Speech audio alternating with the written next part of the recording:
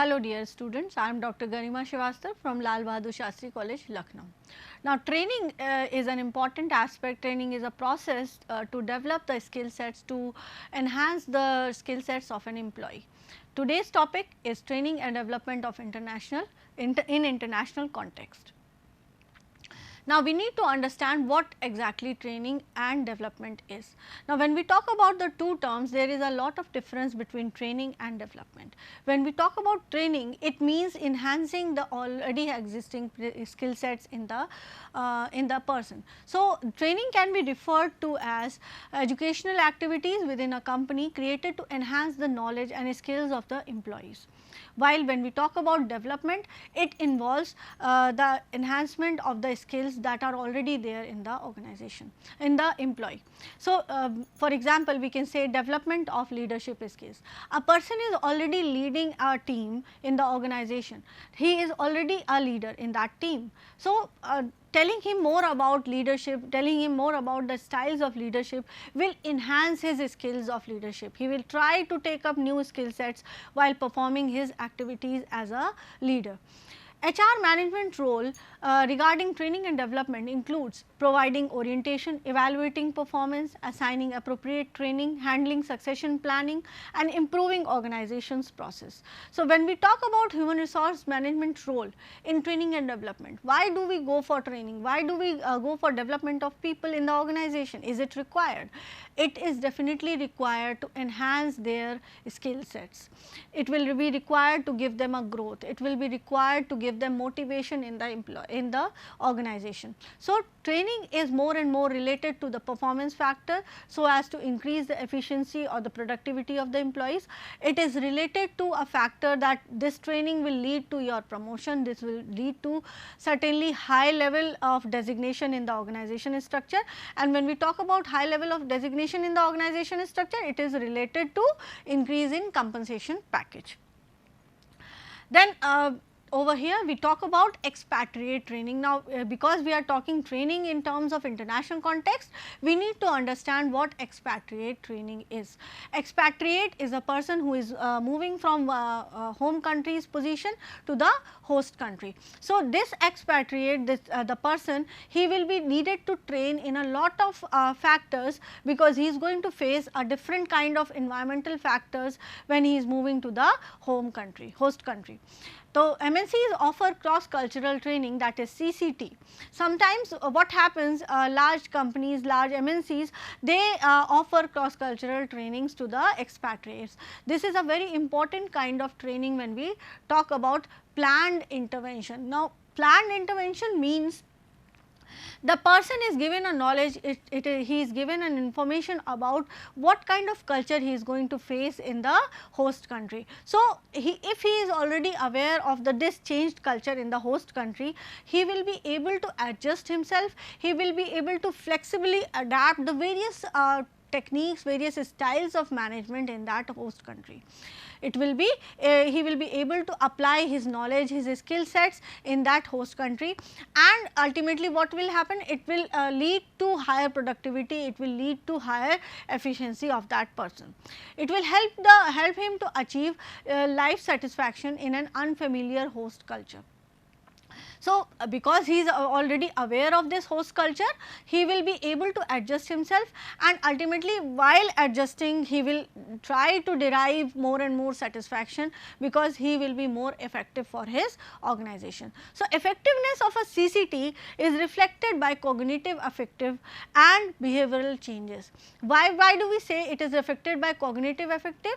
Because while giving information about cross culture, information about different changed culture in the host country, the person is going to inbuilt himself, is going to make himself more aware of the culture that he is going to face, and he will try to imbibe, he will try to adapt to that changed culture in the host country. So, somewhat he will try to bring about changes in the cognitive behavior, he will try to bring about changes in the cognitive affluence of the person himself.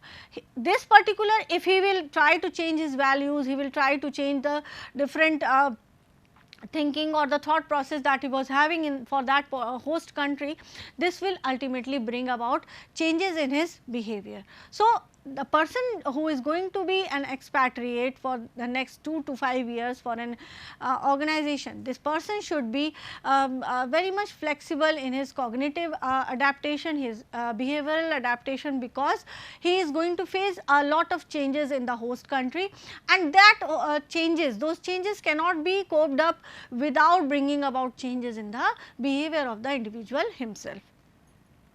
So, all these changes are coming along. Why? Because of the culture and the subculture of the host country. Now, we need to understand the culture and the subculture are the most important factor once an expatriate moves from the home country to the host country. So, training will always have this factor as a prime focus. Why? Because you need to tell them about the changed culture which they are going to face at the very first point they are going to enter that country. So, culture and subculture factors should be told to the person who is moving from home country to the host country. A culture is a shared social tradition that may include language, it includes your social norms, beliefs, it includes art, literature, music, tradition, pastimes, and many other factors that are a part of culture of that particular country. Similarly, we have some subcultures of this culture. Now, subculture means sub parts of these culture, that means like lifestyles, beliefs, customs, norms or styles or tastes. So, these are the subcultural parts of the culture in that host country.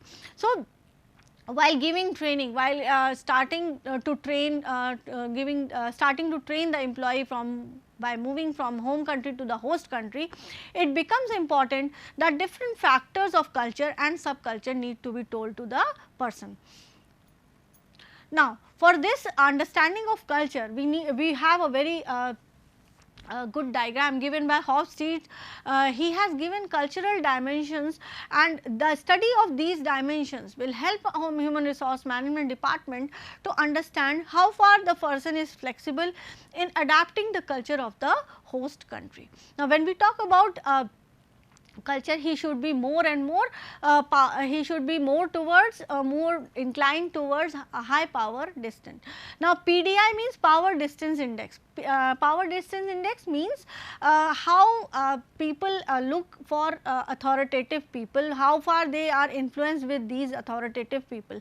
Now, if power is there, it is not always that you are authoritative and people are accepting your orders or accepting your instructions. So, this is a part of culture where there is a need to bring about high power distance, because people need to understand that the person who has been given the authority, he has the power to set up different functions of the organization. So, this PDI should be high enough so as to adapt adapt himself for the host country environment. Then individualistic approach, it says the second point INV, it says that if a person is more individualistic, he is more inclined towards his own personal growth as compared to the growth of the team members or the organization. So, if he is more collectivist, he is more inclined towards collectivism, he will try to build up team, he will try to cooperate with all the people, all the team members in the organization once he is moving to the other organization. So, of course, this dimension should be inclined towards collectivism. Then masculinism and feminism, it means taking up of the harder jobs, taking up the masculine kind of jobs in the organization as compared to soft skills or soft communication skills in the organization. So, there should be a combination between masculinity and femininity of the cultural dimension. Then coming on to the fourth one, high uncertainty index. Now, uncertainty index is directly related to the feeling of a person, how far he is uncertain about his future. So, if he is more uncertain about his future, he is likely to take more of wrong decisions, he is likely to be more of dissatisfied in the organization. So, uncertainty can definitely be removed, can definitely be reduced by giving more and more information on different topics, different questions that he is having in his mind. So, once expatriation is planned, definitely information should be given to the individuals, so that they are informative enough what kind of changes will come, and they do not live in an uncertain environment at all. Then culture is always related to short term orientation and long term orientation. Now, this means how far the person is able to look himself in the near future. So, if his plan is very long term, he will try to live in the organization, he will try to be in the organization for a long time, he will try to struggle, he will try to be flexible, he will adapt to the different changes, so that his long term decisions or long term plans are more and more accomplished. Then when we talk about restraint and indulgence, this means you are trying to as an individual, once you are expatriating, you are moving from the home country to the host country, how far you are restraining yourself from mingling up with other people, from mixing up with other people, or adapting to the cultural change. If you are indulgent enough, if you are more and more mingling up, so you will be able to adapt to the changes in the culture that are coming by way in the international assignment. So, this cultural change, this cultural dimension will lead to human resource management department to develop a international training process, which has the following you can say 6 phases. The first phase, training objective needs to be identified. Second one is you need to check out the type of global assignment that is to be given to the person. You will be checking on the different training needs, why is there a need to give the training to the person. Then for this need, you will be needing to establish different goals, and you will be taking measures so that these needs are accomplished, and then you will be developing a proper cross culture training program and delivering it. Then evaluating of the program, 6th phase, which is very important, because you need to continuously check, evaluate that whatever steps you have taken in phase 1, 2, 3, 4 and 5, you need to check them so that you can rectify the gap if there is, because there is always a gap, no type of system is 100% there. So, there are always external factors that come into play. So, whatever was been desired, you will not always get. So, what is the difference between the desired and the actual? You will be getting from the evaluation of the program, and this difference you can use in again once the process is again repeated, you can use this for rectification of the process. So, moving on to the first point, that is training objectives. So, this is a very important aspect of training process. Why? Because training objectives, if they are not set, you will not be able to develop or schedule a proper training program. So, you need to see into the fact that why this training is important, what are the basic purpose of this training. So, some of the objectives of international training programs can be bridging up the gap, cultural gap between the host and the parent organization. So, you will be able, this is a basic purpose, that you will be making, you will be providing a lot of information so as to bridge a gap, so as to fill up the gap that is always there between the home country and the host country. Then comes maximize the cultural sensitivity of relocating employees. So, bringing about this information, giving assimilating information to the people who are going from the home country to the host country, you will be making them more sensitive towards the cultural change that will come a long way. So, if the person is not sensitive enough towards the culture, of course, he will not be able to adapt himself. A sensitive person will only adapt, he will be flexible enough so that he is able to work in changed culture in the host country. Avoid misunderstanding based on cultural differences. This will only come when proper information, correct information, transparent information is being given to the person who is moving from the home country. How to communicate verbally and non-verbally with colleagues in other cultures. You also need to give them training, you need to give them training or information related to verbal communications and non-verbal communications in that other culture. to understand more about the host country, you need to give them assignments so that they read more and more about the host country, read more and more about the cultural changes in the host country. And through these readings, they will be able to anticipate the difference between the cultural change that they are going to face. They will be anticipating the factors which lead to cultural shock. So, cultural shock is actually the change in culture that the person is going to face once he is from the away from the home country. So, this cultural shock can be reduced, this cultural shock can be bypassed if he is being able to anticipate the various factors that are related to the shock, and he is able to flexibly adapt to these particular changes. Then role based training, this is a very you can say a good example of type of training which can be given to the employees. They can be given role playing, they can be given different roles to play, so that they start practicing the changes of cultural within the home country itself in the pre-departure training.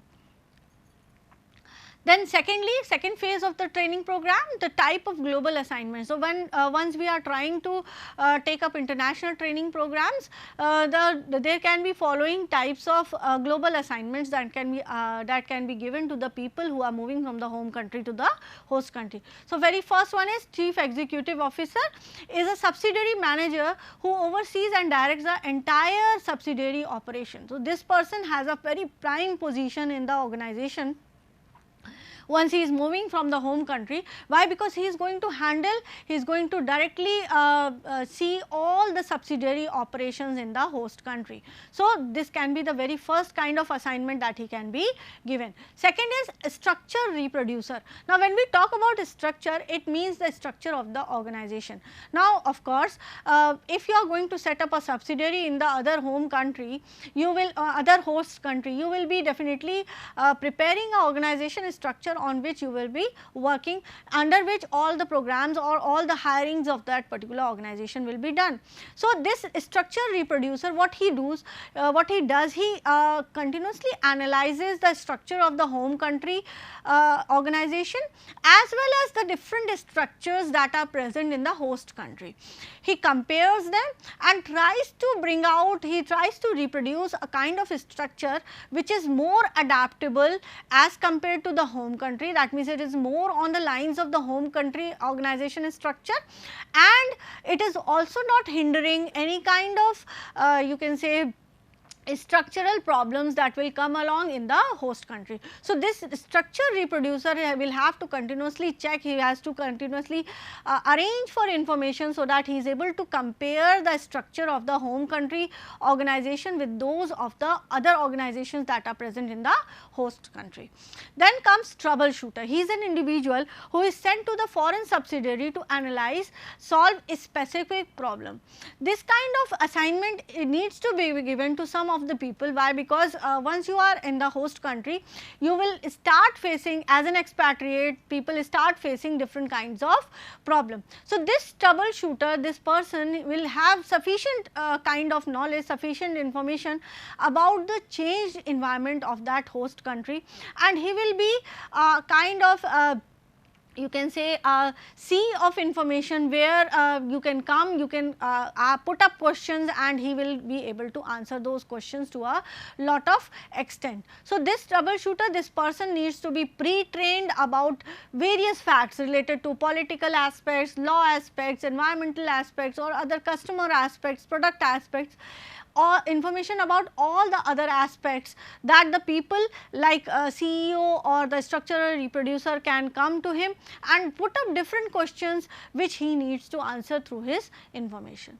The very last kind of assignment that you can offer to an assignee is operative. Job is to perform operational function in an existing operational structure. Now, this is a particular kind of job where you have clear set of defined responsibilities or duties. The person already knows that what he has to perform, what will be his duties and responsibilities related to the job, and of course, he will be on the job and perform the duties. So, these are the 4 types of global assignments that can be given to the person once this training program is done. Then comes according to these positions, what kind of trainings you will be needing. You will be needing to analyze the training needs, because of course chief executive will have a different kind of training need as compared to operative, different kind of training need. So, you will be understanding, you will be analyzing each and every job like troubleshooter, or you can say the chief executive officer. Over there the different challenges are there. So, as we grow in the organization structure, as the person moves above in the organization structure, a lot of needs come into play. So, need assessment diagnoses present problems and identifies the future challenges. So, of course, analyzing the various kinds of global assignments, you will be able to give information to the people that what will be the different future challenges that they are going to face. So, it always occurs at the 3 levels. Organizational level, where you need to tell the person about culture, the politics, the structure and the strategy that the organization or the home country organization is performing. The second one is task analysis, which is more and more related to the task that you will be performing once you are there in the subsidiary, and type of structure, type of cross culture skill that you will be required to handle the cross culture changes that are coming a long way. Then the third one is individual analysis, that means on the basis of the individual existing level of cross culture knowledge and skills. So, that means if we have to see organization as a whole, we have to analyze the jobs, the tasks, the different tasks they are performing, the people in this organization, and then each task and responsibilities, duties of each and every individual in the organization. So, these 3 levels will help you analyze the needs of the training program that you are going to do, that you are going to perform in the international context. Then CCT goals and measures, cross cultural training goals. You need to understand, you need to set up cross cultural goals. These goals can be short term goals as well as long term goals. Now, when talking about short term goals, what expatriates should be able to accomplish on completion of cross cultural training. Now, short term goals means as and when the training is given, what will be the immediate output that will be seen in the behavior, that will be seen in the cognitive personality of the person who is being trained in cross cultural training. So, this can be immediate viewing of difference in behavior in the expatriate. Now, when talking about long term means it reflects expected outcome of the expatriate. Now, immediately the things come out in the behavior, things come out in the cognitive behavior of the person. But when we talk about long term, it is the expected outcome that you expect from an expatriate. Short term as well as long term goals should be detailed and should be in measurable terms. Now, when if we are not putting it into measurable term, the cross cultural training, if we are not putting it into measurable term, we won't be able to understand where the lacking or where the gap exists in the international training program. So, while planning cross cultural training, we need to set up different factors, we need to analyze the factors or the standards against which each and every expatriates need to be checked out. So, you can allot different numerical terms along with various factors that are related to cross cultural training, and these numerical terms will help you to analyze that how far this training program is able to help him or guide him to adapt to the new culture in the host country. Now, delivering an effective program, it involves 3 activities: deciding on the content of the training, methods of training and sequence of training sessions. Now, once we are talking about the content of training, we say that the content of training should be majorly focused on language training and the culture training. We have already talked about culture, the different types of culture, the beliefs, values, ethical values that the other country is following. Along with that, difference in language also comes into play. It is not always that the national language of your home country is also prevailing in the host country. So, if there is a difference between the 2 languages, the languages that is prevailing in the home country as well as the language that is there in the host country, it will always have it will always focus to have more and more language training. So, if the person is not well versed with the language that is spoken in the host country, you can definitely arrange for translators who will translate the information that is being put up by the expatriate into the language that the host country understands. Then coming on to the second point, that is methods of training. You will be definitely having different methods of training as compared to that were being done in the home country, like cultural briefing, area briefing, case study methods. Role playing is a very important type of method that you can take up while training the person for the external environment, external cross culture. Preliminary visits, that means you can arrange for more and more preset visits or preliminary visits to that country, so that he can have a feel of different culture that he is going to face in that country. He can have this field experience or cultural assimilator. This assimilator will collect the information on his behalf and give him all the kinds of information related to the change in culture in that country. Then of course, all this content of training needs to be given in certain sequence, because if we do not follow this sequence, the person will be more and more confused, because here there is involvement of two countries. Now, if involvement of two countries is there, altogether we are talking about all different factors that the person is going to face. So, sequence should be like pre-departure cross cultural training. This training should be given before he is departing from the home country. That means once he is there in the home country and he has already been assigned certain international assignment. Secondly, pre-departure training. Now, before departuring, he has to be given certain other kind of training like language training, cultural training. Then third is post arrival or in country training. Now, once he has reached the home country, the host country, he has to be again trained, again told about, again given information about how he is going to adjust in the host country. So, this sequence will help you a lot to implement the training program in a very successive manner. Now, evaluating, now of course, all the short term goals and the long term goals that we have already set in the training program for an expatriate, either looking into immediate effect or long term effect that will come into the behavioral aspect of the expatriate, we need to evaluate the training program. Thank you.